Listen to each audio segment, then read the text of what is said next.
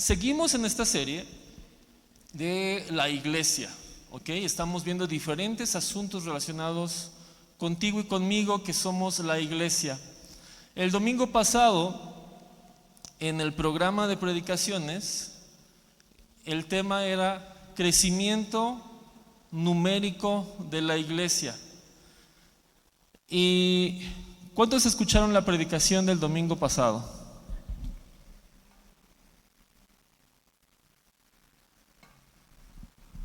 Fue pregunta capciosa porque no hubo predicación. No hubo predicación el domingo pasado. Como tal, no hubo una predicación, pero obviamente recibimos palabra de parte de Dios, el Señor nos enseñó. Pero lo que te estoy diciendo es que para el domingo pasado tocaba la predicación de crecimiento numérico de la iglesia. Pero no hubo predicación, pero sí aprendimos sobre el crecimiento numérico de la iglesia. Y fue muy curioso, porque aunque no hubo una predicación, lo vimos en vivo. Es decir, el hecho de que Andrés y Diana y Toño y Miri y algunos hermanos no estén aquí, no es porque se fueron o no quisieron venir, es porque están emprendiendo algo nuevo. La iglesia está creciendo. Y quiero que lo entiendas bien, porque no es que ellos nos dejaron y por qué se fueron, nada más nos embarcaron acá. No, es nuestra iglesia, son parte de nosotros, somos el mismo cuerpo, pero ellos están siguiendo el llamado que el Señor les dio para empezar algo allá. Y leímos el domingo pasado, cuando estaban en el servicio en la iglesia de Antioquía, y el Espíritu Santo habla y les dice: apártenme a Pablo y a Bernabé para la tarea que les he enviado. Y oran y ayunan y los envían. Y Pablo y Bernabé empiezan viajes y empiezan a evangelizar. Y el Señor los empieza a usar allá y surgen cosas nuevas allá, iglesias nuevas allá. Pero ellos salieron de allí y de vez en cuando regresaban y daban cuentas en su comunidad, en su iglesia, ¿sale? Entonces, aunque no tuvimos una predicación como tal, pero estamos viendo en la práctica una de las formas en las que la iglesia crece numéricamente. Y esta forma, esta que es una de ellas, es cuando salen hermanos enviados, guiados por el Espíritu Santo, a emprender nuevas cosas, a evangelizar en ciertos lugares, ¿sale? Otra forma del crecimiento de la iglesia es lo que tú y yo podemos hacer cada semana: compartir nuestra fe, alcanzar a la gente que no conoce al Señor, estar sembrando constantemente con palabras y con nuestros hechos. Quiero que lo veas así: tu vida es tu evangelismo principal. Cuando tú platicas y compartes el plan de salvación, es como que eres más específico o das detalles, pero con tu vida diaria lo que tú le estás diciendo a la gente es: mira, sigue a Dios, conoce a Dios, para que puedas experimentar lo que yo estoy experimentando, para que puedas vivir lo que yo estoy viviendo, para que el Señor pueda estar en tu vida como está en la mía. Por eso es que tenemos que cuidar cómo vivimos, cómo hablamos, cómo tratamos a la gente, cómo hacemos nuestra chamba, porque básicamente tú le estás diciendo: mira, así donde yo estoy, es a lo que te estoy invitando, es al lugar a donde te estoy invitando a venir, ¿sale? El venir a la iglesia el domingo es parte de nuestro crecimiento, es parte de cómo nos alimentamos y pasamos tiempo en la presencia de Dios y con nuestros hermanos de la iglesia. Pero no estamos llamados a invitar a la gente a venir a la iglesia. Estamos llamados a invitar a la gente a caminar siguiendo a Jesús como nosotros lo estamos haciendo, ¿sale? Entonces, esa es otra forma del crecimiento numérico de la iglesia, cuando alcanzamos a otras personas para Cristo, ¿ok? La predicación de hoy tiene que ver con crecimiento de la iglesia, pero no crecimiento numérico, sino un crecimiento en madurez, ¿ok? Ese es el tema de la predicación de hoy: la madurez en la iglesia. Y la madurez en la iglesia sucede en dos aspectos. El primer aspecto es un crecimiento a nivel individual, a nivel personal. Si tú creces, como tú eres parte de la iglesia, entonces la iglesia crece en madurez, ¿ok? Anoche platicábamos con los matrimonios, por si no viniste te paso un resumen rápido, de que la cena de ayer era importante y el cuidar a los matrimonios de la iglesia es importante, no porque es 14 de febrero y no queremos que pase desapercibida la fecha, no, sino porque hay esta frase de que la base de la sociedad son las familias, ¿no? ¿Han escuchado esta frase? La base de la sociedad son las familias, ok. ¿Pero qué crees? Que no existen las familias si no hay una pareja. Las familias surgen de la unión de un hombre y una mujer que procrean y surge una familia. O aún los que no tienen descendencia, pero ellos dos ya son esa familia, ¿ok?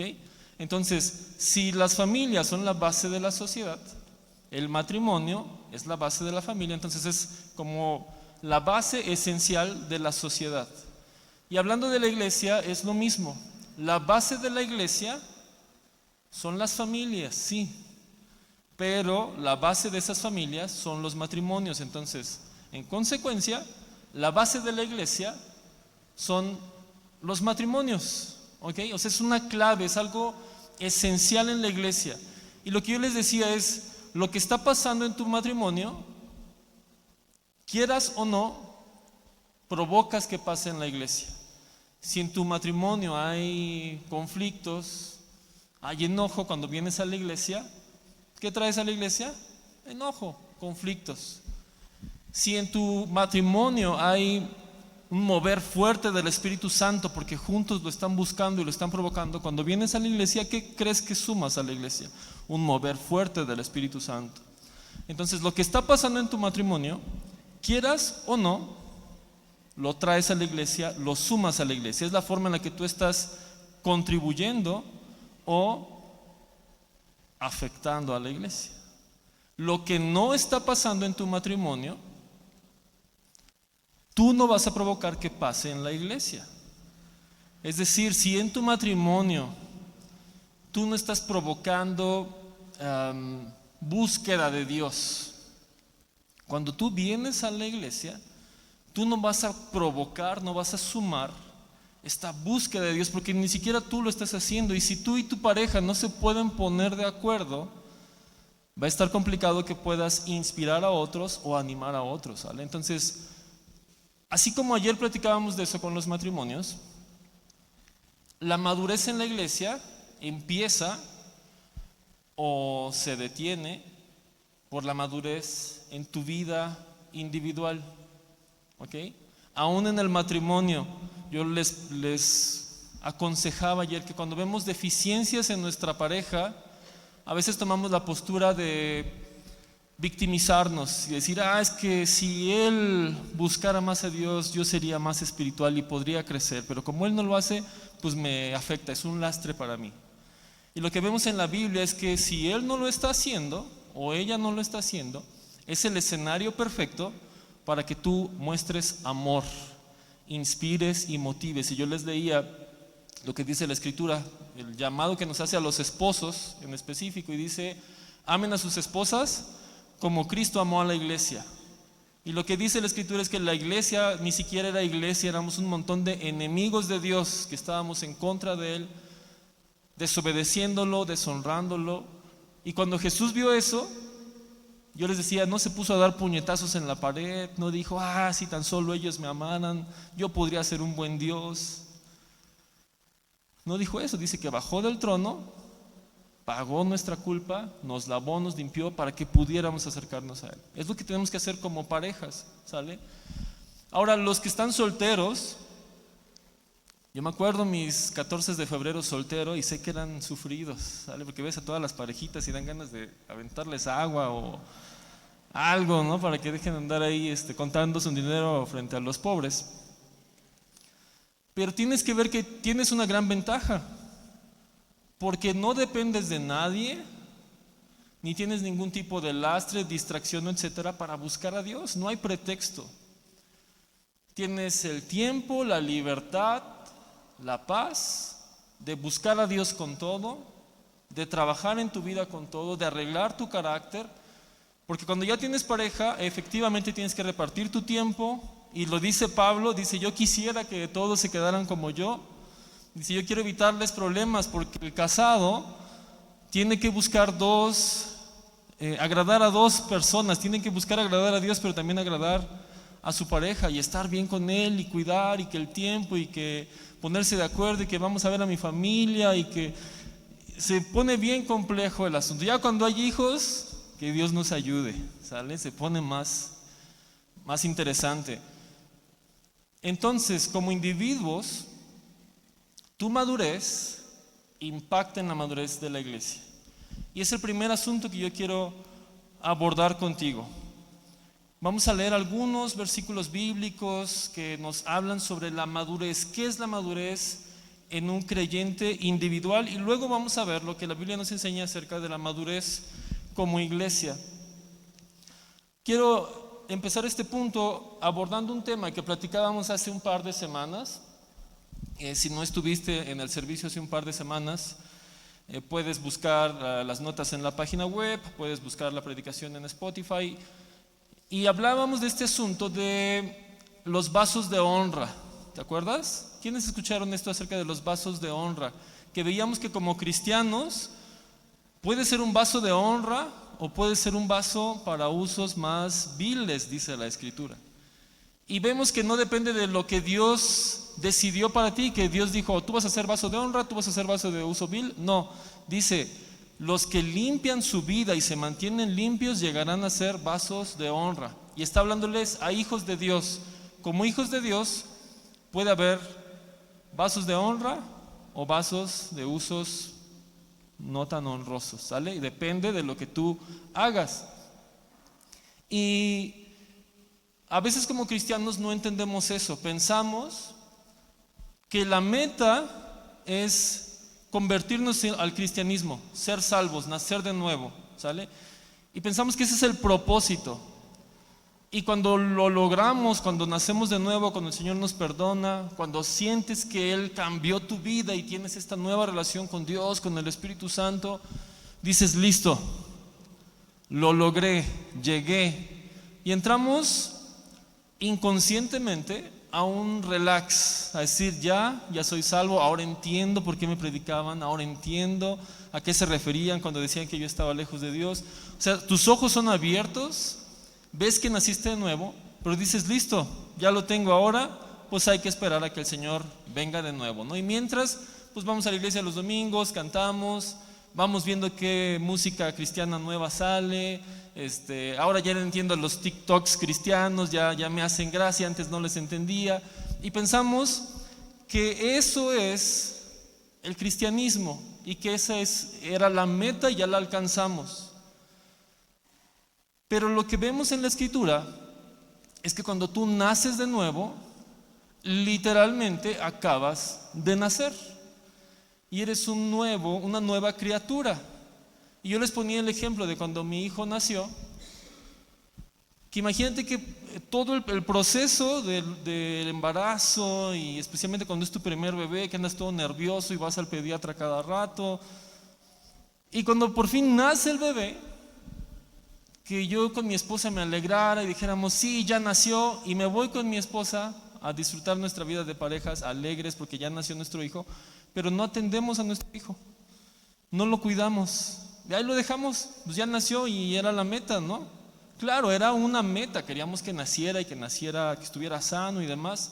Ya nació, pero todavía falta todo el caminar de ese niño. Falta que le cambies los pañales, que lo bañes, esas noches en las que al bebé se le ocurre gritar como loco, que no sabes qué es porque no puede hablar, entonces no te puede decir y tienes que estar ahí probando una cosa, probando la otra. Faltan los terribles 2 años, los terribles 3 años. Falta que aprenda a hablar, que aprenda a caminar, que vaya a la escuela, que le vaya decentemente bien en la escuela. Luego falta la adolescencia y que Dios nos ayude. Luego falta la juventud y guiarlo en su juventud, qué carrera va a estudiar. Luego cuando trabaje. Luego cuando se case y empiece él a multiplicarse. O sea, de cuando nació, faltan un montón de cosas sobre esa vida. Y es lo mismo con el cristianismo. Cuando naces de nuevo, Ya naciste de nuevo, bienvenido al mundo espiritual, nos alegramos contigo y lo celebramos, pero ese no es el propósito final. Falta toda la carrera y no podemos descuidarnos, no podemos ni descuidar nosotros como hermanos mayores, no podemos descuidar a los que nacen de nuevo, ni tú puedes pasarte la vida celebrando tu salvación y descuidar tu vida, tu crecimiento. Quiero que vayas conmigo a Efesios 2, del 8 al 10.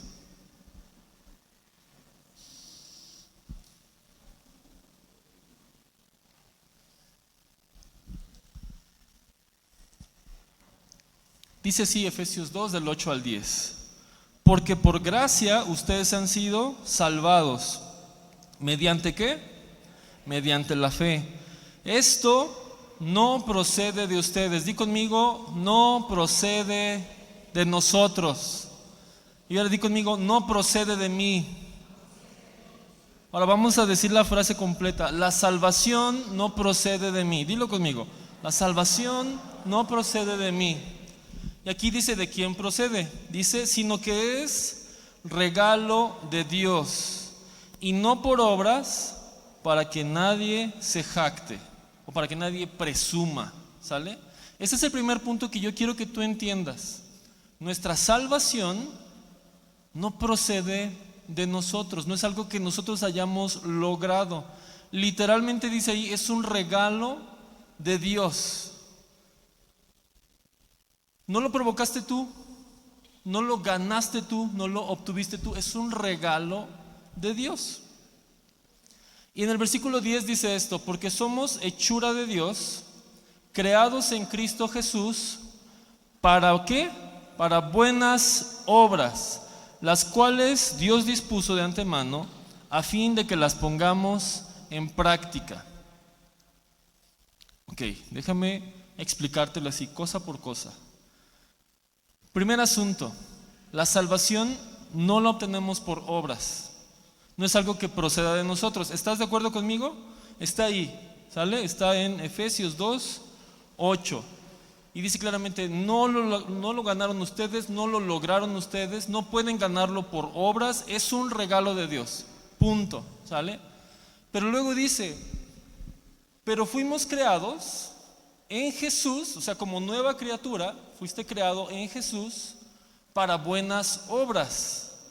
Dice, las cuales Dios dispuso de antemano, desde antes de que tú nacieras de nuevo. El Señor ya tenía cosas preparadas, planeadas para ti, buenas obras. No para que fueras salvo, porque no hay forma de que por obras tú puedas ser salvo. Eso es un regalo de Dios, no procede de ti, tú no lo lograste. Pero al ser salvo, al nacer de nuevo, hay buenas obras que el Señor de antemano preparó. Y mira la última frase que dice. ¿Cuál es la última palabra que aparece en este versículo? ¿Cuál es la última palabra? Práctica. Dice que hay buenas obras dispuestas por Dios con antemano para que las pongamos por práctica. Cuando hablamos de práctica, hablamos de algo que continúa, que se repite, no es algo ocasional, no es como que, ¿sabes qué? Te platico que yo me convertí en el año 2000, si no mal recuerdo, y ¿qué crees? Que la primera semana en la que yo fui salvo, leí la Biblia todos los días. Sí, lo hice, lo recuerdo bien, fue una semana muy hermosa. Y me acuerdo que una vez en el 2001 ayuné, fue una experiencia muy chula, muy espiritual, la recomiendo ampliamente. O sea, no estamos hablando de cosas ocasionales que pasaron en algún momento y hasta las tienes en tu calendario como un hermoso día espiritual. No, dice que las pongamos por práctica, es algo constante, es algo que tenemos que estar haciendo continuamente. Pero entendamos el asunto, no logramos la salvación, no es por obras, eso es un regalo de Dios. Pero ya que eres salvo, estás llamado a practicar buenas obras que no son tu idea, no es como para que te pongas a, ¿qué buenas obras podré hacer como cristiano? Voy a hacer una lista y abres tu aplicación de notas en tu teléfono y dices, rescatar gatitos de árboles. Pues pegar estampitas con versículos bíblicos en los letreros de alto de la vialidad. No, dice que las buenas obras ya fueron dispuestas por Dios, ya están allí, ya estamos llamados a hacerlas y ahora es nuestra responsabilidad como nacidos de nuevo ponerlas en práctica.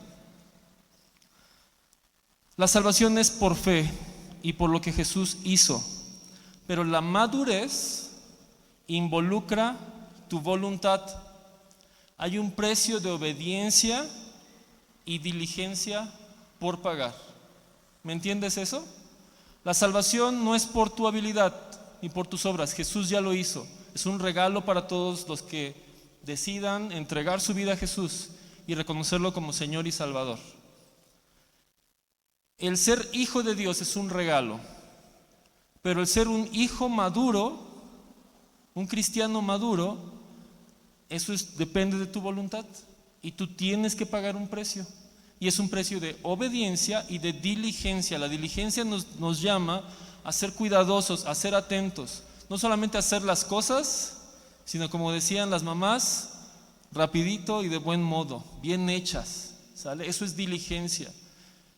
Y el que tú lo hagas o no lo hagas, no va a cambiar que seas hijo de Dios, porque eso es un regalo. Pero sí va a cambiar o va a definir que tú seas un hijo maduro o un inmaduro. ¿Hasta allí me entiendes? ¿Me sigues? Ok.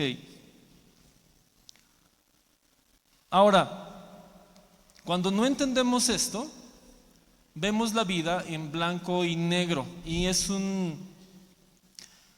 como un asunto que está arraigado en nosotros en lo individual y muchas veces está arraigado en las iglesias y en la predicación. Hay muchas iglesias que se dedican a predicar salvación, evangelismo, y el propósito es salvar, salvar, salvar, salvar, y llenan la iglesia de gente salva, salva, salva, y va creciendo la iglesia de muchos nuevos nacidos, y eso está buenísimo, damos gracias a Dios por las salvaciones, pero se empieza a complicar cuando todos esos hijos nacidos no maduran y se vuelve una iglesia llena de creyentes inmaduros. Es como si cada vez que nacen bebés, se abrieran guarderías, pero sin cuidadores, o sea, un chorro de bebés, les dejas el refri, ahí está la comida, todo con letreritos para que se sirvan. Son bebés, no van a saber qué hacer. Eso va a ser un caos. Seguramente va a haber muerte, seguramente va a haber enfermedades, va a haber accidentes, porque son un chorro de bebés de la misma edad. Los que trabajen en escuelas, en kinders, sabrán que cuando la maestra sale del salón, eso se vuelve anarquía total, ¿no? Es más, no vayamos tan lejos. Aquí el salón de niños. Pregúntenle a los maestros de niños cómo se pone eso cuando tantito el maestro está preparando el material o etcétera, volteas y ya 3 trifulcas, uno colgado por allá, otro ya está haciendo del baño en la esquinita. ¿Por qué? Porque son un montón de niños. Los dejas sin cuidado y hay caos. Lo mismo pasa en las iglesias. Cuando no hay madurez, cuando solamente hay crecimiento numérico, sin un crecimiento de madurez, eso se pone bastante difícil, ¿sale? Entonces, en esta perspectiva muy peligrosa de cuando tú dices, lo importante es ser salvo, y lo importante es ser cristiano, y ya que lo soy, estoy bien. Estoy totalmente bien porque ya soy hijo de Dios, ya tengo el Espíritu Santo en mí. Eso es peligroso porque no te da lugar al crecimiento, no te da lugar a, oye, estoy haciendo esto mal, pero ¿cómo es posible si ya soy hijo de Dios y el Espíritu Santo habita en mí? Donde está el Espíritu de Dios, la Biblia dice que ¿qué comunión va a tener la luz con las tinieblas? Pues es que tienes que leer la Biblia completa, no puedes basarte solamente en un versículo porque lo puedes malinterpretar. Entonces, cuando somos creyentes y no entendemos que podemos ser hijos de Dios, pero tener deficiencias, errores en el carácter, errores en entendimiento, malos entendimientos doctrinales, si tú no lo entiendes, te cierras a eso y cualquier comentario, cualquier sugerencia, cualquier invitación a mejorar algo te va a ofender. Vas a decir, ¿cómo te atreves a cuestionar mi comportamiento? ¿Cómo te atreves a sugerir siquiera que hay un defecto en lo que estoy haciendo si soy hijo de Dios y tú no vas a cuestionar que nací de nuevo? ¿Me explico? O sea, hay un entendimiento erróneo de que cuando somos nacidos de nuevo somos perfectos, y no es así. ¿Que el Señor nos ve perfectos? Sí, porque ve a Jesús en lugar de a nosotros, pero también nos dice, mira, aquí está mi palabra, es un libro bastante grueso, para que la conozcas y seas transformado por ella. Si no fuera importante el trabajar y crecer y corregir errores como cristianos, pues el único versículo sería Juan 3:16. En lugar de la Biblia, el Señor nos hubiera dado un post-it con Juan 3:16. Con eso basta, nace de nuevo y listo. No, es un libro con 66 libros donde el Señor nos revela su carácter, su plan, lo que Él está haciendo en nosotros, ¿sale? Ahora, esa misma falsedad, ese mismo error de pensar que como cristianos ya es una ofensa que alguien te sugiera que corrijas algo, tiene otro extremo. Y el otro extremo es que tú puedes pensar, a ver, si los cristianos cuando nacen de nuevo, pues ya son perfectos y ya no tienen problemas, pues yo como tengo problemas y defectos en mi carácter, la conclusión es, no soy cristiano, no soy hijo de Dios, y el diablo empieza a acusarte y a decirte, no lo eres, no has nacido de nuevo, solamente fue una emoción, y eso nos tumba. Y he visto a mucha gente alejarse de Dios diciendo, es que yo no encajo aquí, yo no soy perfecto como ustedes, yo no soy tan espiritual como ustedes porque batallo con estos pensamientos, batallo con estas actitudes, entonces yo no encajo. Lo intenté 2 meses, lo intenté 3 meses, pero no soy suficientemente espiritual. Ya leí la Biblia, según yo ya acepté al Señor, pero sigo teniendo defectos, entonces no lo entiendo y como no encajo, me voy. Y muchos creyentes inmaduros, porque eso es importante entenderlo, cuando todos nacemos de nuevo, todos somos inmaduros, todos somos niños espirituales. Por eso necesitamos a la iglesia.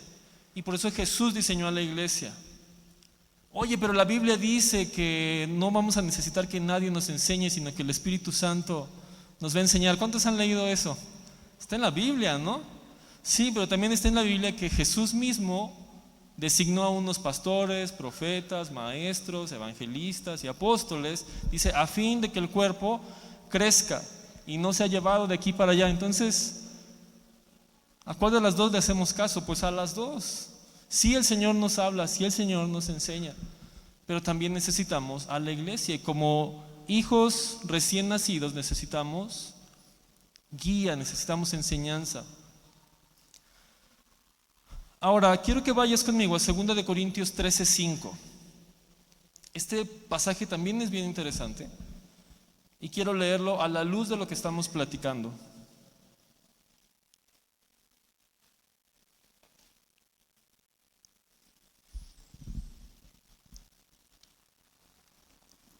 Segunda de Corintios 13:5 dice, examínense para ver si están en la fe.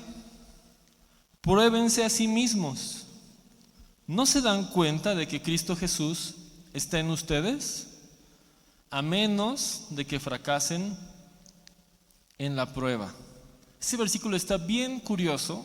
Pocas veces lo he escuchado decir o predicar. Y está dicho en un contexto donde Pablo está corrigiendo a la iglesia, corrigiendo a los creyentes. Estas 2 cartas de Corintios están geniales y te sugiero que las leas porque hay mucha edificación allí, mucha dirección y sabiduría en la práctica para la iglesia. Y él está regañando, sí, a los creyentes por ciertas actitudes inadecuadas que están teniendo. Entonces llegan a un punto su regaño que les dice, examínense, o sea, pruébense para ver si están en la fe, para ver si de verdad son hijos de Dios. Pero está bien curioso porque les está diciendo pruébense y luego como que les da un zape y les dice, ¿no se dan cuenta que Jesús está en ustedes? O sea, está bien que tengas la duda y que los sujetes a prueba, pero date cuenta, el Señor está en ti. Pero luego pone un paréntesis y dice, a menos que no pases la prueba. Y lo que te estoy tratando de decir es esto, hay ocasiones que por tal vez tu familia, que vienes de una familia cristiana, o a veces por la cultura de tu país, hay países donde la religión oficial o la más popular es el cristianismo. Entonces pues tú te asumes cristiano, y más si desde chiquito vas a la iglesia cristiana, pues dices, pues soy cristiano, toda mi familia es cristiana, mi país es cristiano, toda mi cultura está basada en el cristianismo, sirvo en una iglesia cristiana, me presentaron en la iglesia cristiana, me hice un montón de versículos y hice todos los cursos de la iglesia cristiana. Entonces tú te asumes como cristiano. Pero aquí lo que vemos es que Pablo dice, mira, la verdad sí, pruébate. Es muy probable que estés lidiando con tus luchas en tu carácter, en tus emociones, en tus decisiones, y dice, mira, Jesús está en ti. Les dice a algunos de ellos, eres cristiano, eres salvo, pero estás lidiando con cosas. Pero en otros casos dice, pero igual y en una de esas no pasas la prueba y te das cuenta de que no eres un creyente, que no estás en la fe. Y ahora eso no es algo fatal, porque si te das cuenta que no estás en la fe, venir a la fe es muy simple para nosotros, porque Jesús ya pagó el precio. Y cuando tú te das cuenta, cuando examinas tu vida y dices, sinceramente, he estado en la iglesia por inercia familiar, por inercia cultural, pues porque todos mis amigos son cristianos y yo también los acompaño, pero nunca le he rendido mi vida al Señor y nunca le he dicho, aquí estoy, te recibo como mi autoridad, recibo el sacrificio que tú hiciste por mí. Y si nunca ha pasado eso, es algo que puedes hacer. O sea, no es una revelación condenatoria donde te diga, igual y si no pasas la prueba, híjole, pues qué lástima. No, es una invitación a que lo hagas porque estás a tiempo de entregarle tu vida al Señor Jesús. ¿Ok? Entonces, esto también es importante. Ahora, a lo que estoy tratando de llevarte es que aún siendo salvo, puedes estar mal en ciertas cosas. Puedes estar fallando y cometiendo errores en ciertas cosas, aún siendo un hijo de Dios que sí pasó la prueba, que sí nació de nuevo, que sí el Espíritu Santo vive en ti, habita en ti, pero puedes estar fallando en cosas y es importante que lo sepas. Dicho de otra forma, aunque ya naciste de nuevo, no debes conformarte con eso. Puedes estar mejor, puedes crecer en muchas cosas, puedes desarrollar muchas cosas. El haber nacido de nuevo te da la capacidad para que tú puedas crecer y aprender y desarrollarte. Es decir, no seas conformista. Entender que siendo salvo puedes tener defectos o fallas no es para que lo tomes en una actitud derrotista de, pues ya, así soy, ¿no? Y ya, pues Dios dice que también soy hijo de Dios siendo vaso para usos viles. No, porque la Biblia nos llama a ser diligentes y a responderle a Jesús con la misma pasión por la que Él dio su vida por nosotros. Entonces no podemos ser conformistas. Cuando tú te das cuenta que puedes ser un hijo de Dios y tienes defectos y fallas, eso debe empujarte a correr esta carrera de la que habla Pablo, a perseguir más, a crecer, a rendir más tu vida a Dios. Y aquí quiero señalarte un concepto bien importante. En la Biblia, Jesús nos muestra en su ministerio que hay espíritus inmundos. ¿Si has leído los evangelios? ¿O al menos has visto las películas que ponen en Canal 5 en Semana Santa? ¿O ya versión actualizada, al menos has visto Chosen? Es bíblico. Hay espíritus demoníacos, hay espíritus inmundos. Y en la Biblia se ocupa un término para cuando esos espíritus entran en la vida de alguien, en el cuerpo de alguien, y dice que están poseídos. ¿Si has leído eso? Y ahora hay un montón de películas de terror que no deberías estar viendo, que la posesión de fulano y la posesión de no sé quién y la triple posesión de no sé qué cosa. No tienen ni idea de las cosas en las que se están metiendo ellos, pero es algo real. Posesión. Y lo que vemos en la Escritura es que cuando los espíritus inmundos poseen a una persona, le hacen hacer cosas que la persona no quiere hacer. Hay un caso donde un padre llega desesperado con Jesús y le dice: Señor, libera a mi hijo, porque tiene un espíritu inmundo que está tratando constantemente de matarlo. Y dice: cuando hay fuego lo avienta al fuego, cuando hay agua lo avienta al agua y trata de ahogarlo. Y era un espíritu mudo. Entonces el chavo no se quería estar aventando al fuego, no era un obsesivo del fuego, ni quería ahogarse, era algo que hacía contra su voluntad. Y esto es algo que hacen los espíritus inmundos: toman tu voluntad y te hacen hacer cosas que tú no quieres hacer. Pero ¿qué tiene que ver eso con la madurez espiritual? Que con el Espíritu Santo no pasa eso. El Espíritu Santo no te posee. Es decir, cuando naces de nuevo, no es como que el Espíritu Santo te posee y empiezas a hacer todo bien contra tu voluntad. No, con el Espíritu Santo sería buenísimo que fuera así. Imagínate, todos nacidos de nuevo, poseídos por el Espíritu Santo y haciendo todo lo que Jesús hacía, aún contra tu voluntad. Tú te querías levantar a las 11 de la mañana el domingo, pero el Señor te lleva a predicar a las calles y a sanar enfermos, y tú abres los ojos y ya llevas 7 sanados, ¿no? Este Espíritu Santo me poseyó y mira todo lo que ya ha hecho. No pasa así. Con el Espíritu Santo no se trata de posesión.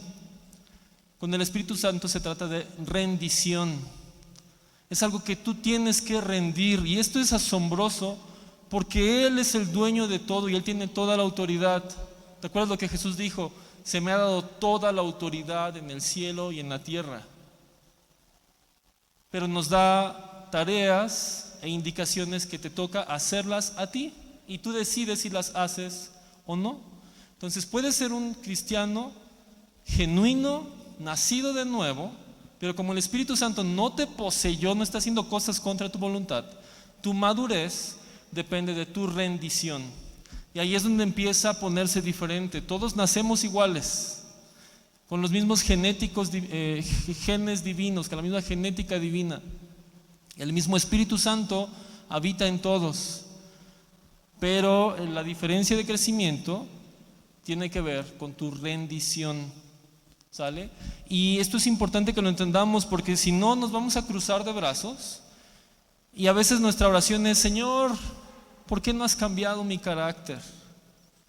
Señor, ¿por qué sigo lidiando con las mismas cosas? Dios, ¿por qué no has quitado este deseo en mí? ¿Por qué tropiezo? Y es así como hasta volteas a ver tu reloj y: Señor, ya te esperé un montón de tiempo, ¿no? ¿Y cuándo me vas a perfeccionar? No, no va a pasar. Tiene que haber rendición tuya. El Espíritu Santo está allí y claro que quiere llenar áreas de tu vida, pero no las va a llenar a la fuerza. Él no va a reventar la puerta de tu corazón. Tú tienes que abrir cosas, tú tienes que ceder áreas, tú tienes que rendirle el control, insistir, insistir, insistir. Quiero que vayas conmigo a 1 Corintios 3, porque aquí tal vez tú puedes decir: mira, ya se emocionó este tipo y se puso intenso y su ideología está medio extraña, pero quiero que vayas a la Biblia conmigo. Y en 1 Corintios Pablo le está escribiendo a cristianos, es una iglesia cristiana. Y dice así, del versículo 1 al 3: yo, hermanos, no pude dirigirme a ustedes como a espirituales. ¿Hasta ahí me sigues? Sí. ¿Cómo les dijo Pablo a ellos? Dijo: yo, queridos inconversos, yo, queridos, pues no estoy seguro que sean, yo, queridos amigos que vienen a la iglesia. No, les dijo: yo, hermanos. O sea, los está reconociendo como nacidos del mismo Dios. No pude dirigirme a ustedes como a espirituales. A ver, espérame tantito. No que me dijiste hermano, no que somos hijos de Dios, somos de la iglesia del Señor, ya nacimos de nuevo, ¿por qué me dices que no soy espiritual? Y dice: no pude dirigirme a ustedes como espirituales, sino como a inmaduros, apenas niños. ¿En quién? En Cristo. Aquí vuelve a reconocer: sí están en Cristo, pero son inmaduros, son niños, no son espirituales. ¿ok? Versículo 2, les di leche porque no podían asimilar alimento sólido, ni pueden todavía, pues aún son inmaduros. Mientras haya entre ustedes celos y contiendas, ¿no serán inmaduros? ¿Acaso no se están comportando según criterios meramente humanos? ¿Puedes verlo aquí? Sí son hermanos, sí están en Cristo, pero no son espirituales, son inmaduros y no están listos para procesar cierto alimento, ¿vale? Ahora, quiero que vayas conmigo a Hebreos 5, del 11 al 14. Tú puedes decir, mira, Pablo traía algo contra los corintios. En Hebreos, en honor a la verdad, no estamos seguros de quién escribió Hebreos. Se sospecha que fue Pablo, porque dice algunas cosas parecidas a cosas que fueron dichas en otras cartas, pero no estamos seguros de eso. Entonces puede que sea Pablo o puede que haya sido otro hermano. Y dice esto en Hebreos 5 del 11 al 14. Dice, sobre este tema tenemos mucho que decir, aunque es difícil explicarlo. ¿Por qué? Porque ustedes se han vuelto apáticos y no escuchan. O sea que sí puede haber cristianos apáticos y que no quieran escuchar. En realidad, a estas alturas ya deberían ser maestros. Sin embargo, necesitan que alguien vuelva a enseñarles los principios más elementales de la palabra de Dios. Dicho de otro modo, necesitan leche en vez de alimento sólido. El que solo se alimenta de leche es inexperto en el mensaje de justicia. Es como un niño de pecho. En cambio, el alimento sólido es para los adultos, pues han ejercitado la capacidad de distinguir entre el bien y el mal. ¿Me sigues? Aquí en la Biblia podemos ver que puede haber hijos de Dios que son apáticos, que no quieren escuchar lo que la palabra tiene para ellos y que no pueden procesar ciertas cosas del reino de Dios. Oye, pero ¿cómo te atreves a decirme que yo no estoy listo para entender ciertas cosas o manejar ciertas cosas si soy un hijo de Dios igual que tú? Y la Biblia dice que Dios no tiene favoritismos. ¿Cómo es que tú me dices que hay gente que está entendiendo cosas que yo no? Pues yo no lo digo, está aquí en la Escritura. Y no estoy poniendo en cuestionamiento tu cristianismo, que seas un hijo de Dios. Pero sí la madurez espiritual depende de qué tanto tú has rendido tu vida al Espíritu Santo. ¿Qué áreas has rendido? Puedes haber rendido ciertas cosas en tu vida, pero puede haber otras que no, que estás resguardando. Y es algo en lo que estamos todos. No lo digo como señalando cristianos buenos y cristianos malos. Todos los cristianos estamos rindiendo cosas al Espíritu Santo. Entre más rendimos y entre más rápido lo hacemos, entre menos nos distraemos, hay más madurez y puedes acceder a más cosas. Está aquí en la Escritura. Y dice que hay hermanos que se la pasan solamente dándole vueltas a la leche espiritual, a las cosas básicas de la fe. Y es lo que te decía, hay movimientos completos en donde el enfoque siempre es salvación, salvación, salvación, salvación. Y claro que queremos que la gente se salve, pero luego de la salvación viene todo lo demás, crecimiento y madurez. Y no podemos justificar en que nosotros somos especialistas en salvación y es una iglesia especialista en salvación, porque no vemos eso en la Escritura.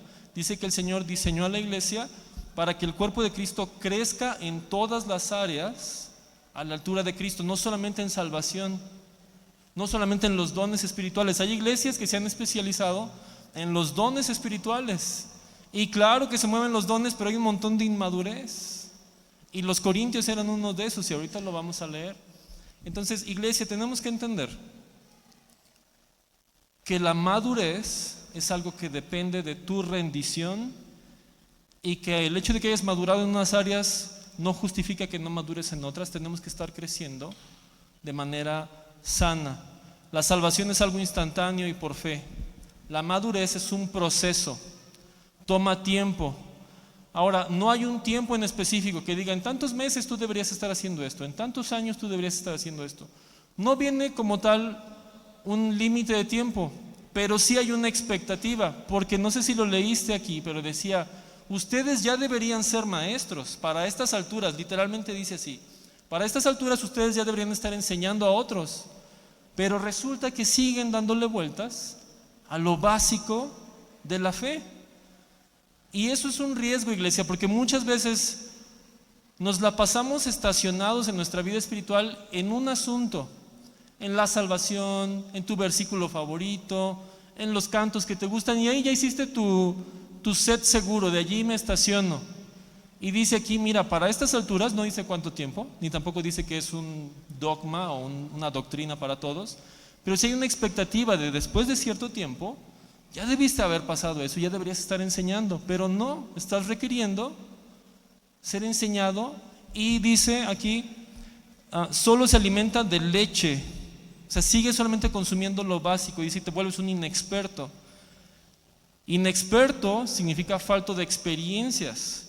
No vas a tener experiencias más allá de lo que estás buscando y de lo que te estás alimentando. Dice, se vuelven inexpertos en el mensaje de justicia.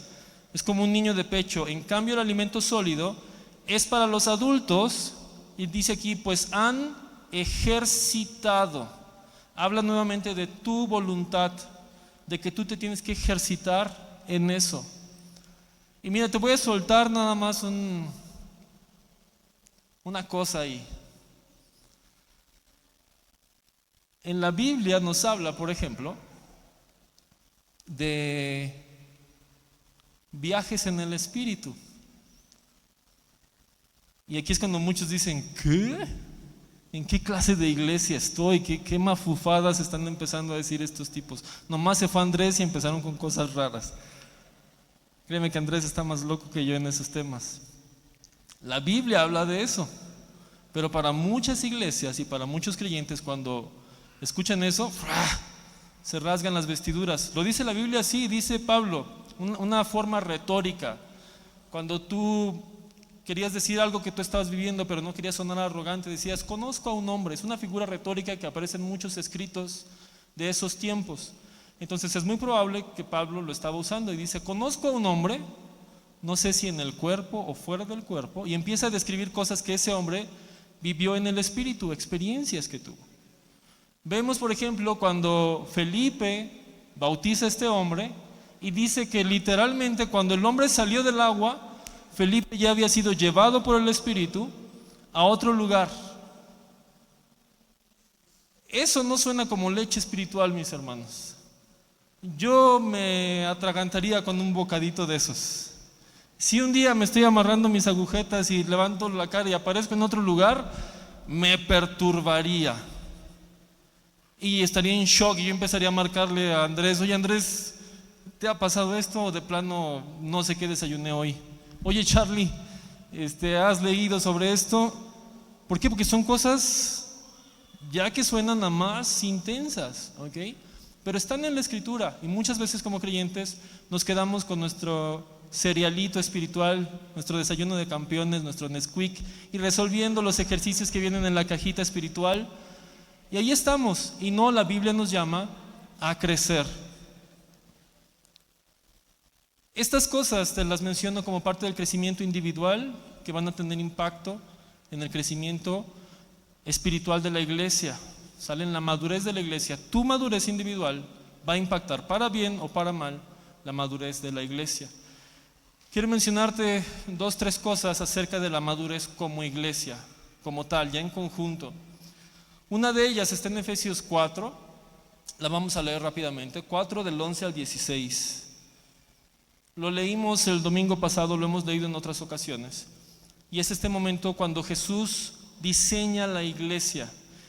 Y dice, Él mismo constituyó a unos como apóstoles, a otros profetas, a otros evangelistas y a otros pastores y maestros, a fin de capacitar al pueblo de Dios para la obra de servicio, para edificar el cuerpo de Cristo. De este modo todos llegaremos a la unidad de la fe, del conocimiento del Hijo de Dios, a una humanidad perfecta que se conforme a la plena estatura de Cristo. Dice que la iglesia está diseñada para que los creyentes lleguen a esta estatura perfecta de Cristo. Entonces entendemos que cuando nacemos de nuevo, no tenemos ya la altura perfecta, hay un proceso y para eso se diseñó a la iglesia.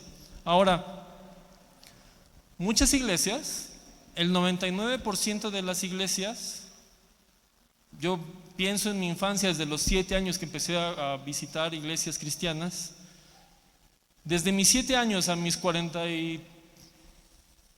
¿Cuántos tengo? 42, 42, no he cumplido 43. 42 años. O sea, llevo 35 años más o menos conociendo iglesias cristianas, ¿sale? En donde he estado, las de mis amigos, las que visito. Y el 99% de esas iglesias no se ven como este diseño, de que tienen pastores, profetas, evangelistas, maestros. Y los 5 ministerios no se suelen ver. Usualmente es el top, el máster, el pastor, el señor pastor. En algunas iglesias le dicen el hermano señor pastor. O sea, tiene varios títulos. Es el pastor y todos los demás, ¿sale? El pastor, el equipo de alabanza, los que ayudan al pastor y todos los demás. Pero se ve esa jerarquía dependiendo de la iglesia, dependiendo del movimiento. Es así. Y vemos que el diseño de Jesús son 5 ministerios. Y luego hay una parte donde los enlista como por peso, y los pastores no están hasta arriba, ¿sale? Están allí en medito. Y hemos estado haciendo iglesia con otro diseño. Y te estoy hablando de la madurez. Nosotros mismos, la promesa del Padre, estamos trabajando en esto. Quiero que sepas que estamos trabajando en esto. La mayoría de nosotros venimos de este modelo de iglesia donde es el pastor y todos los demás. Y al ver esto estamos siendo confrontados y estamos diciéndole: Señor, no queremos hacer las cosas a nuestro estilo, ni de la forma más cómoda, ni de la forma más funcional, operacionalmente hablando. Es decir, entre menos personas haya arriba, va a funcionar más fácil.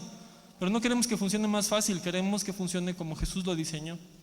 Y quiero que sepas y quiero invitarte a que precisamente el próximo domingo, como parte de la madurez de la iglesia, empezamos con las predicaciones de en qué consiste cada uno de estos 5 ministerios, para que tú los conozcas, para que tú entiendas cómo se ven en la iglesia, porque como iglesia estamos persiguiendo eso, estamos buscando a Dios para que el Señor levante estos 5 ministerios en nuestra iglesia.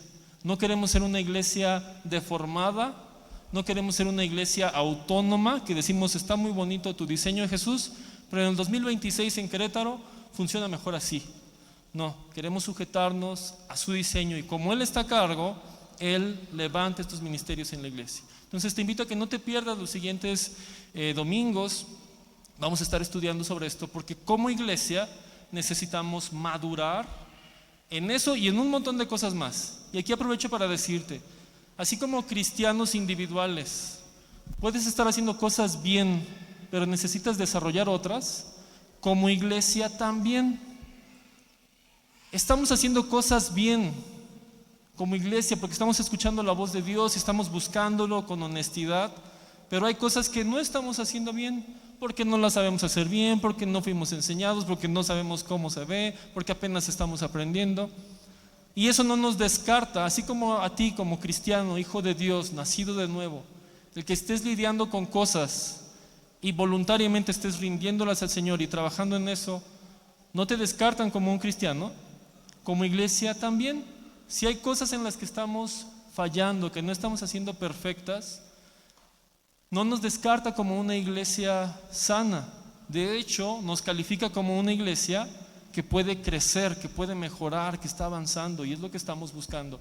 Y lo de los 5 ministerios es uno de esos temas en los que estamos buscando a Dios para madurar en eso. Quiero que vayas conmigo a 1 Corintios 1.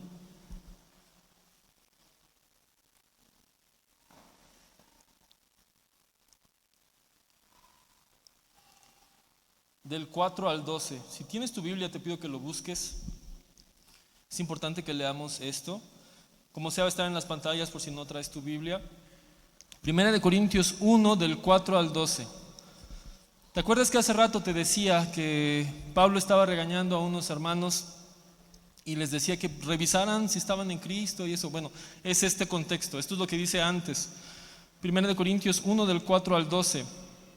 Míralo cómo empieza diciendo Pablo. Dice, siempre doy gracias a mi Dios por ustedes, pues en Cristo Jesús Él les ha dado ¿qué? Su gracia. Unidos a Cristo, ustedes se han llenado de toda riqueza, tanto en palabra como en conocimiento. Es más, mira, te pido que hagamos esto. Mientras vamos leyendo esto, quiero que te imagines esa iglesia. Imagínate que Pablo está escribiéndole a una iglesia y les dice, imagínate a Pablo diciendo, Dios, te doy gracias por esta congregación, porque están unidos a ti. O sea, está afirmando que es una iglesia unida a Cristo. Y además dice que esa iglesia está llena de toda riqueza, tanto en la palabra como en conocimiento. ¿Te gustaría estar en una iglesia que están llenos de la palabra y de conocimiento? Suena espectacular, dan ganas de ir ahí. Versículo 6 dice, así se ha confirmado en ustedes nuestro testimonio acerca de Cristo, de modo que no les falta ningún don espiritual. ¿Te gustaría ir a una iglesia donde no les falte ningún don espiritual?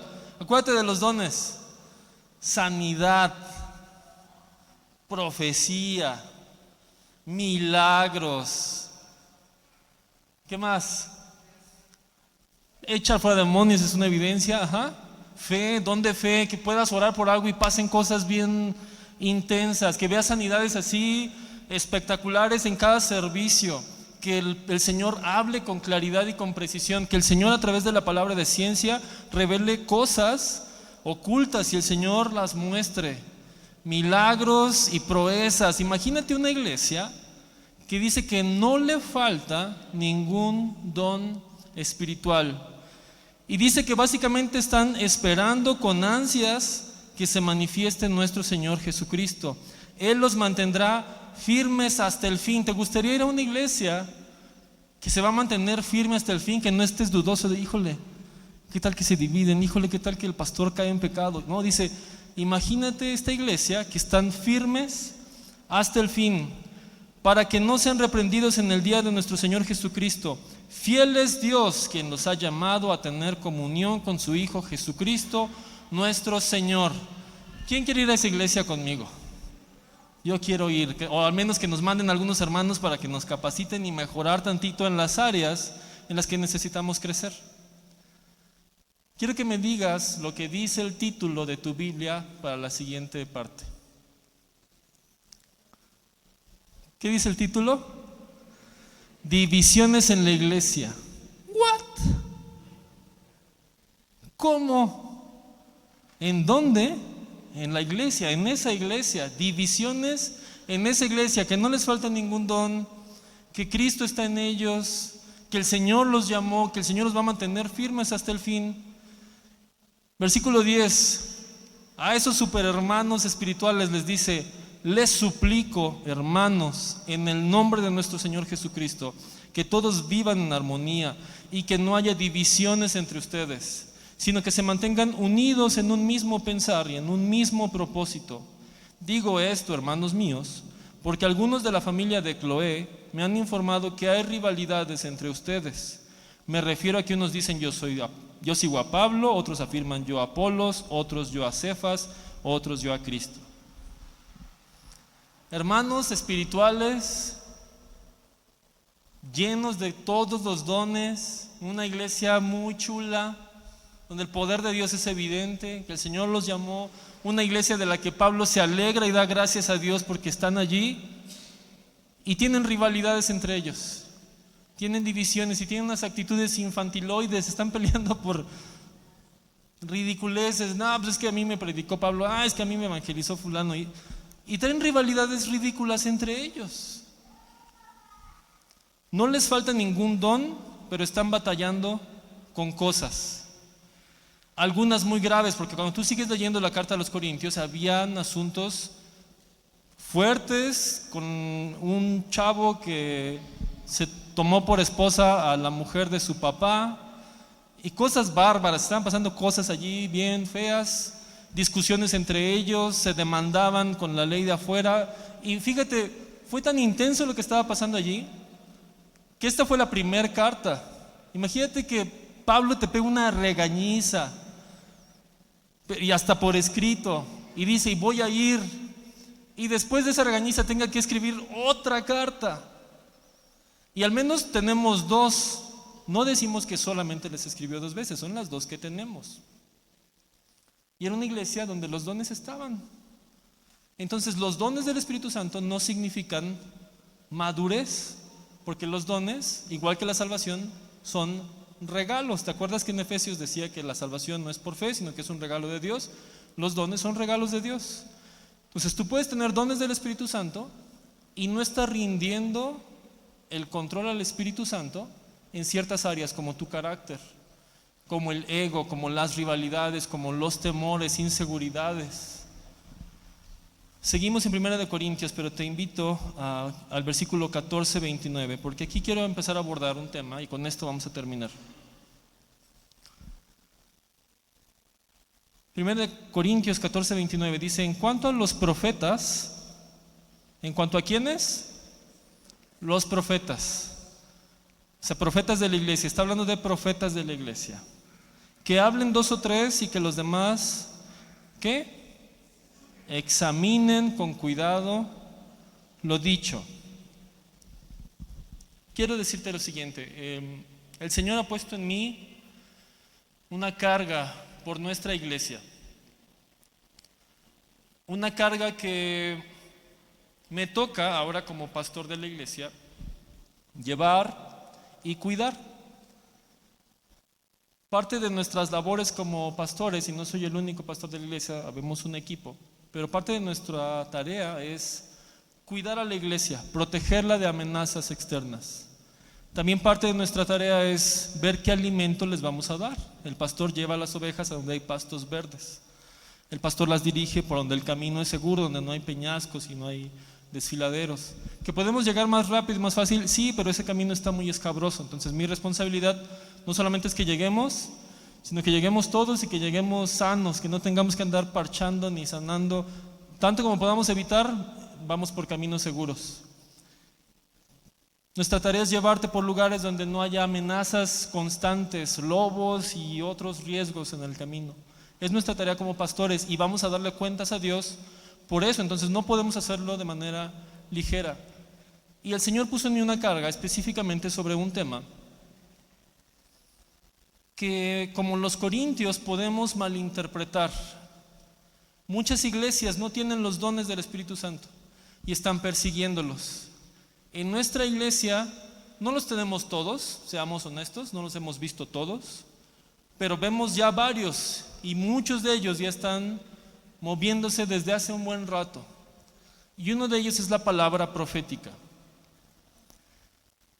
La palabra profética es uno de los varios dones que el Señor nos da como iglesia para edificarnos. Y aquí en 1 Corintios, de hecho, dice Pablo, persigan ese don, porque ese don es clave, ese don es muy útil y tiene un impacto inmediato y muy preciso en la iglesia. Y nos invita a todos los creyentes a ambicionar ese don y los mejores dones, y lo etiqueta como está por encima de otros.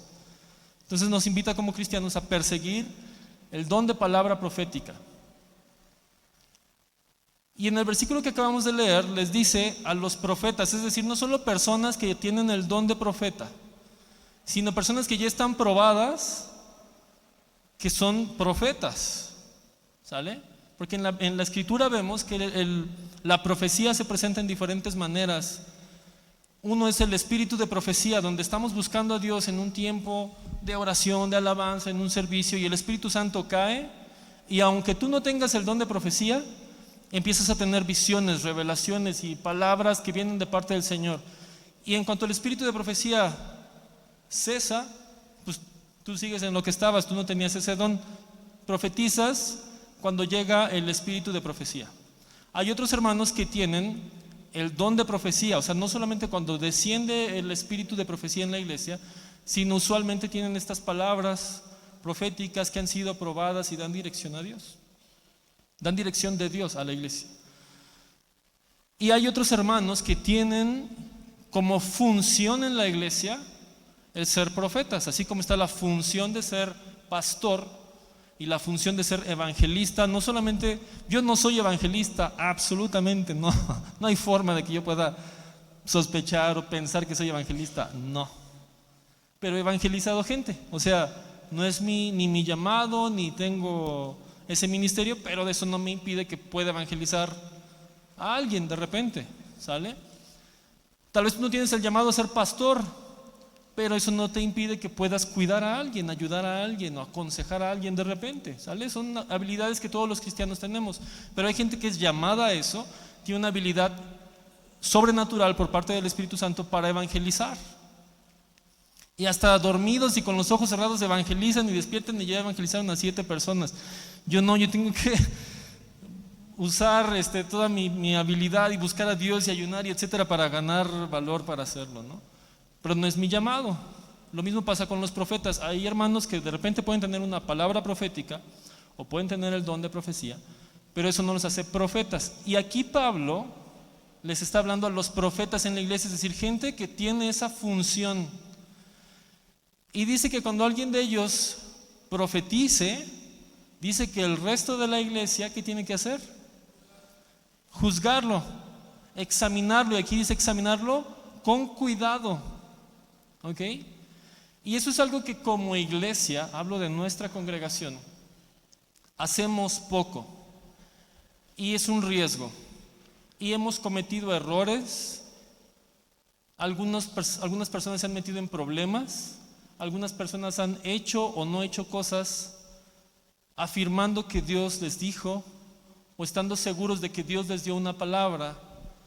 Pero la escritura es Jesús, dice que el verbo es Jesús y la escritura nos da sabiduría y nos dice, cuando alguien profetice, que se examine con cuidado. No solo que se examine, sino con cuidado.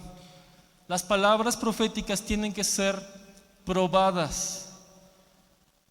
Y esto no es una falta de fe, ni es una blasfemia, ni es una herejía, es obedecer la escritura.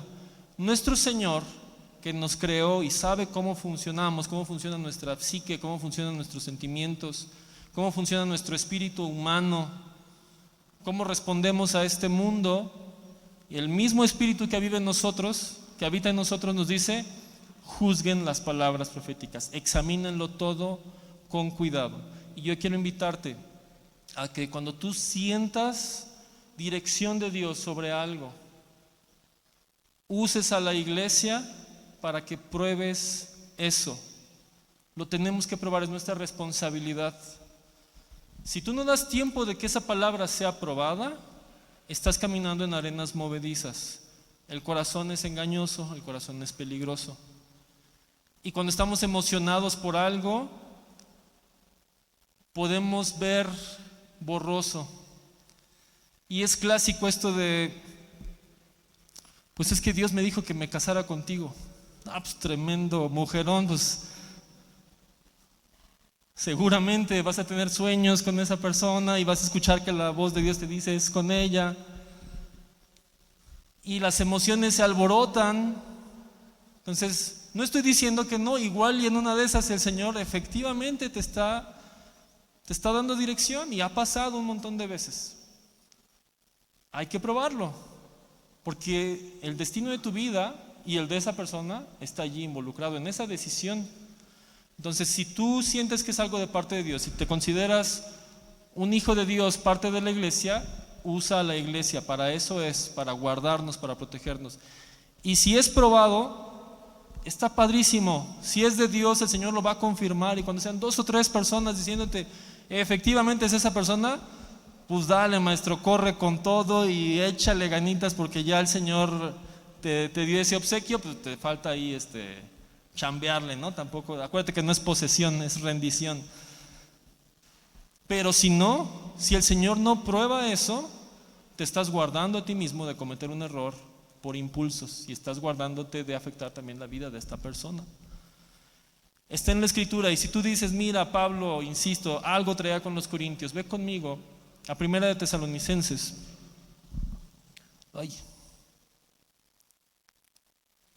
Se me cayó aquí el capítulo, pero en Primera de Tesalonicenses te lo voy a leer. Es 5, gracias, muchas gracias, Angie.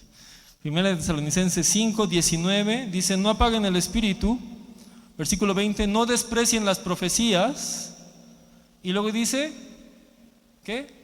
Sométanlo todo a prueba. Aférrense a lo bueno y eviten toda clase de mal. Sométanlo todo a prueba. Dice, no desprecien las profecías. Ese es el otro extremo de decir, no estoy seguro, ¿qué tal que no era Dios? Pues sí me dijeron una palabra, pero pues no estoy seguro de que eso haya venido de Dios. Dice, no las desprecies. Yo quiero animarte a ti, si has recibido palabras proféticas por algún hermano en la fe, en la iglesia, a través de algún ministerio, si has recibido palabras proféticas, mi consejo es, no las desprecies. Tampoco te avientes de bruces sobre esas palabras. No las desprecies, pruébalas. Es la indicación bíblica. Y dice que probándolas puedes encontrar cosas buenas, y dice aférrate a lo que es bueno, y lo que es malo, deséchalo.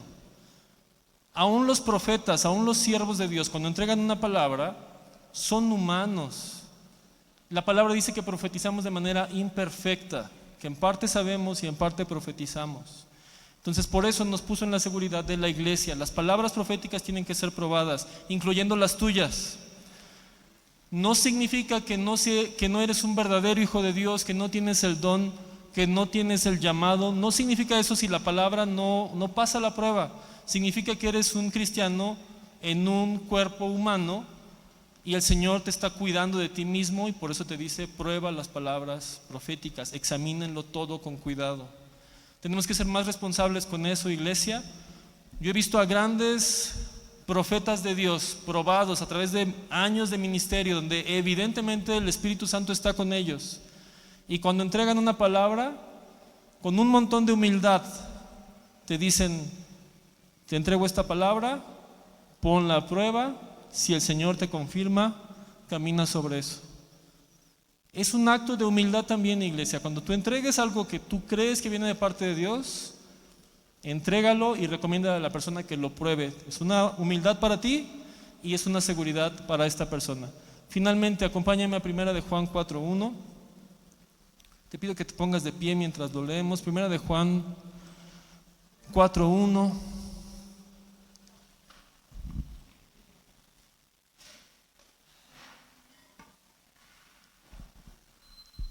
Y esto es madurez de la iglesia, es una actitud madura, una actitud no emocional, una actitud responsable de que estamos cuidando a la iglesia del Señor, de que tú eres la iglesia del Señor.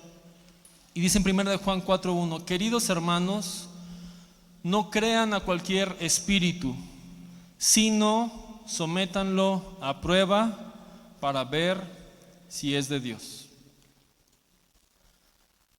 Iglesia, el Señor está haciendo cambios en su pueblo. ¿Y qué tanto rindes tú tu vida al Señor? Va a tener un impacto en tu madurez. No te conformes con haber sido adoptado como hijo. Lava tu vida, rinde tu vida para que el Señor te haga un vaso de honra. Y como iglesia, como un solo cuerpo, tenemos que estar entendidos y atentos a que no es un juego. En el mundo espiritual hay una lucha por el desenlace de nuestras vidas y la gente que está allá afuera. Y no podemos conformarnos con un bonito hábito de venir a la iglesia, escuchar algo padre. Tenemos que estar corriendo una carrera de madurez, de rendición. Te invito a que cierres tus ojos y conmigo, porque yo también estoy en esto. Busquemos a Dios en este momento, considerando lo que está en su palabra, considerando lo que hemos estudiado acerca de que no basta y no es el propósito de Dios solamente salvarnos. El propósito del Señor es formar a Cristo en nosotros. Mi Dios, hemos leído tu palabra, Señor, y somos confrontados por lo que tú nos dices. Señor, tú nos muestras en la Escritura una y otra vez que aún como hijos tuyos podemos estar lidiando con cosas en nuestro carácter, con apatía, con rivalidades, con ego, con falta de humildad, con falta de visión, con conformismo espiritual, de solamente darle vueltas a lo que ya conocemos, a lo que sabemos de las bases de la fe. Señor, muchos Nos estacionamos por años solamente en eso, Dios, pensando que somos dueños de nuestras vidas y pensando que para nosotros era suficientemente bueno con lo que ya tenemos. Señor, pero tú nos recuerdas que nosotros no nos pertenecemos a nosotros mismos, sino que nuestra vida, nuestro respirar, nuestro caminar te pertenece a ti, Señor. Y un día vamos a estar delante de ti y te vamos a dar cuentas de lo que hicimos con cada día de nuestra vida, de cómo caminamos detrás de ti o no, en qué cosas nos estacionamos o qué cosas perseguimos de la fe. Señor, en esta hora, en el nombre de Jesús, los que estamos reconociendo estas cosas en nuestras vidas, estos conformismos espirituales, estas distracciones, con humildad, Señor, y buscando tu rostro, las entregamos a ti, las confesamos. Señor, reconocemos que no hemos sido diligentes en estas cosas. Iglesia, yo te invito a que si tú identificas cosas con las que no has estado siendo diligente, se las confieses al Señor ahora. No es para flagelarnos, no es para sentir culpa o sentirnos miserables, sino es para traerlo delante del Señor. La palabra dice que el Señor es fiel y justo. Es fiel a su promesa y es justo porque Jesús ya pagó el precio.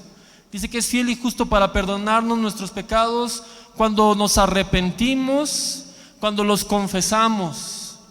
Y arrepentir significa cambiar el rumbo.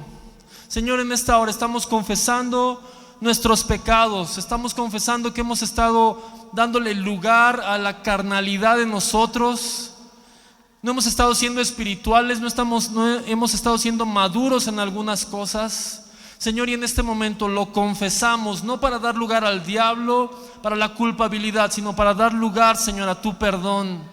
Confesamos nuestro pecado, lo reconocemos delante de ti, no con altanería, sino con humildad, y te decimos: ayúdanos, Señor, ayúdanos en esto. Y gracias porque esta mañana tú nos has alumbrado el camino con tu palabra sobre estos asuntos.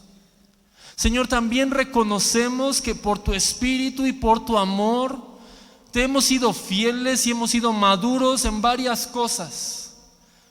Y también menciónaselas y dile: gracias porque me has ayudado a ser maduro en esto. Gracias porque he podido vencer tal tentación, porque finalmente logré conquistar tal asunto. Señor, te doy gracias porque he podido ser maduro y ayudar a otros hermanos en este tema. Gracias porque ha sido por tu gracia, Señor. Es un regalo tuyo. Pero tú sabes también, Señor, que yo me he rendido y quiero seguirme rindiendo a ti, Señor. Y así como vi buenos frutos en lo que ya rendí, Señor, hoy quiero decirte que voy a rendir más cosas. Y esta semana voy a poner atención en lo que estoy haciendo para rendirme más y que tu Espíritu Santo pueda tomar más control de mi vida. Señor, hacemos esto en lo individual, pero también lo hacemos como iglesia. Señor, reconocemos que tú has puesto gracia en nuestra congregación, nos has bendecido en muchas cosas y en muchas cosas te hemos entregado buen fruto, Señor. Te hemos honrado con varias cosas en nuestra congregación y te agradecemos por eso, Dios. Pero también, Señor, clamamos por tu ayuda en estas cosas en las que no hemos sido diligentes, en estos asuntos en los que hemos sido sobreconfiados y hemos sido conformistas. Y te pedimos, Señor, en esta hora que tú nos ayudes a abrir los ojos, a ser humildes y como un cuerpo solo, Señor, caminar en la dirección correcta, en lo que tu palabra nos está enseñando. Señor, oramos específicamente por los 5 ministerios en nuestra iglesia. Señor, te pido que tú nos levantes como la iglesia que tú diseñaste, y entre mis hermanos, Señor, tú levantes a estos hombres y mujeres que tú has llamado para esto, Señor, y que tú edifiques a la iglesia y la perfecciones conforme a tu diseño, Señor, para que podamos cuidar a tu rebaño, para que podamos guiarlos, Señor, de acuerdo a tu diseño, Padre, y podamos crecer a la altura que tú nos estás llamando, que es a la altura de Jesús. Señor, sobre este tema de tu palabra, de tu voz en la iglesia, Padre, yo a nombre de mis hermanos te pido perdón, Señor, si hemos sido ligeros en el manejo y en la afirmación de tu palabra en nuestras vidas y en nuestras decisiones. Te pido perdón si yo o alguno de mis hermanos hemos sido ligeros en decir y afirmar que tú dijiste algo sin haberlo probado previamente. En humildad, Señor, te pido perdón y te pido que tú nos edifiques como iglesia, que tú arranques de nosotros cualquier orgullo espiritual, pero también cualquier temor a usar los dones que tú nos has dado. Señor, no damos lugar ni al orgullo pretendiendo que somos infalibles, ni damos lugar al temor pensando que no somos dignos de que tú nos hables, porque en tu palabra dice que tus hijos conocen tu voz, y tu palabra dice que tú guías a la iglesia y le hablas y le das dirección. Señor, creemos ambas cosas. Creemos que como humanos podemos cometer errores, y por eso en esta hora hacemos un compromiso contigo de probar toda palabra profética, de probar toda profecía, cualquier sueño, cualquier dirección, cualquier visión, cualquier sentir que tengamos que viene de tu presencia. Señor, vamos a probarlo para que tú confirmes, Señor, para que tú le des dirección certera a la iglesia. Y lo que no viene de ti, Señor, lo vamos a desechar, sin condenarnos unos a otros, sino celebrando tu palabra, que tu palabra nos guarda aún de nosotros mismos. Nos guarda, Señor, de los riesgos internos y de los riesgos externos, porque tú estás cuidando a tu iglesia y tú eres sabio y sabes cómo guiarnos. Señor, y habiéndote pedido perdón si hemos sido negligentes en esto, también te agradezco, Señor, por las muchas palabras proféticas que tú has probado de muchas formas, Señor, para dar dirección a la iglesia. Y estamos aquí, Señor, solamente por tu dirección. Tú nos has dirigido a través de profecías, nos has dirigido a través de sueños, a través de visiones, a través de un montón de confirmaciones, y queremos eso y más. Así como tú has desplegado este mover profético en nuestra congregación, Señor, hoy oramos, como dice tu palabra, ambicionando más dones, Señor. Queremos ver más de tu Espíritu Santo, y como dice en Corintios, Señor, anhelamos y perseguimos el día en que como iglesia no nos falte ningún don espiritual. Pero, Señor, también como dice en Corintios, oramos, Dios, para que tú nos guardes de divisiones, de rencillas, que tú guardes nuestro corazón y nos enseñes, Señor, a crecer de manera integral, no solamente en los dones espirituales, sino también en el amor entre nosotros. Señor, en esta hora confesamos cualquier pecado relacionado con murmuración entre nosotros. Si hemos hablado contra algún hermano, si hemos hablado contra alguna persona en algún ministerio, si hemos hablado contra algún ministerio, si hemos hablado contra alguna cosa, Señor, de manera ligera en nuestra iglesia, te pedimos perdón. Si hemos dejado que el diablo use nuestra boca para sembrar maldición y división, te pedimos perdón. Te pedimos que nos limpies, Señor. Y oramos, Señor, y no solamente oramos, sino hacemos un pacto contigo y con nuestra iglesia de amarnos, de buscar la edificación mutua, de animarnos con el ejemplo, Dios, para animar e inspirar a otros a seguirte a ti, Jesús, como nosotros te estamos siguiendo. Señor, gracias por la iglesia, gracias por tu palabra en esta hora, en el nombre de Jesús. Amén.